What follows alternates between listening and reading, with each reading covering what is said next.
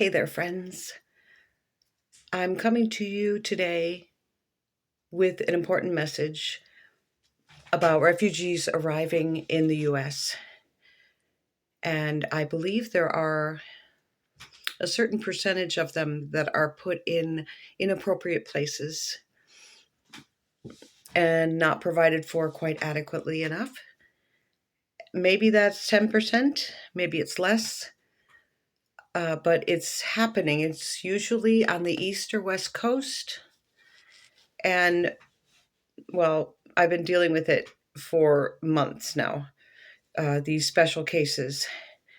It can be very hard to do anything when the refugee arriving doesn't know what they're looking at. This is America. This is completely new to you. You don't know what to make of your surroundings. But some people are being put in very bad neighborhoods. Um, I would almost call them ghettos or something like that. I'll use the example of the family that was just near me in Connecticut, in the city of Bridgeport, which is the worst city in the state of Connecticut, basically.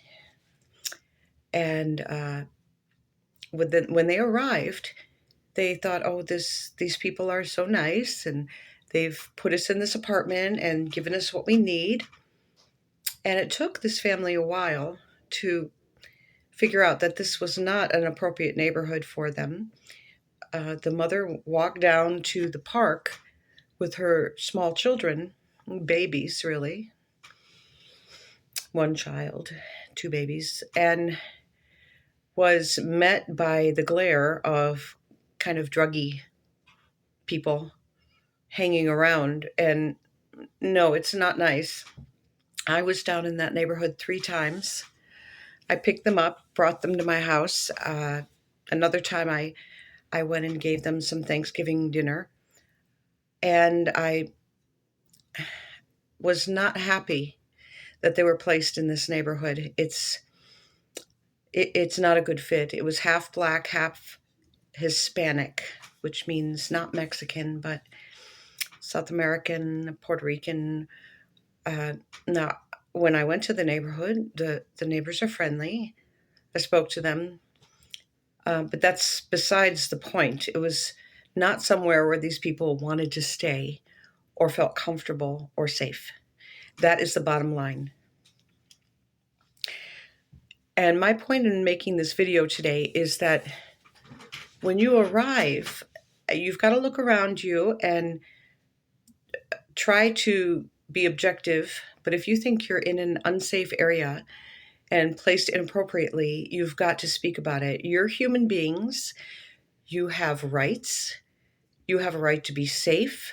And this program, unfortunately, the benefits have been reduced since President Trump took office, and it doesn't seem quite fair.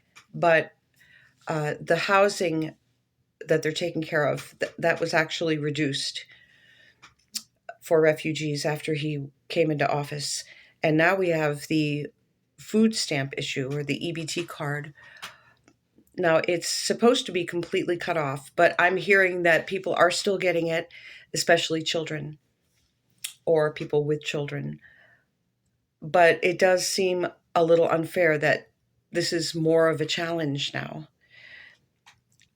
But I'm concerned about the people who are put in these just awful areas that are inappropriate, when for the same rental, I could have gotten them a place that was appropriate, that they would have wanted to stay in. You have rights. You're a human being. Our president wanted to settle you with dignity, and do not be afraid to speak up. You will not be thrown out of the country. You will not be stripped of your refugee status. If you have questions, you must reach out and address your concerns. Please DM me. There are also many other Facebook groups. The South African Women in the USA, SOWITU, has helped people. And these these resources are there, but I would say they're limited. One of our members is in San Antonio, and I want to give you an example of how hard it can be. So, a California family was placed, and if you're paying $2,500 for rent, and maybe they're paying 2 months for you and then saying you're on your own, and yet there are no jobs available to you by bus but a $16 an hour job, and the father can work. The mother has small children, so she can't work. That is not going to cover even your rent. So it's kind of a no-go situation. And when you arrive, you have to look at things very objectively. And I'm really against them having you sign a lease right away. And some people are being made to sign a lease before they even see where they're being put.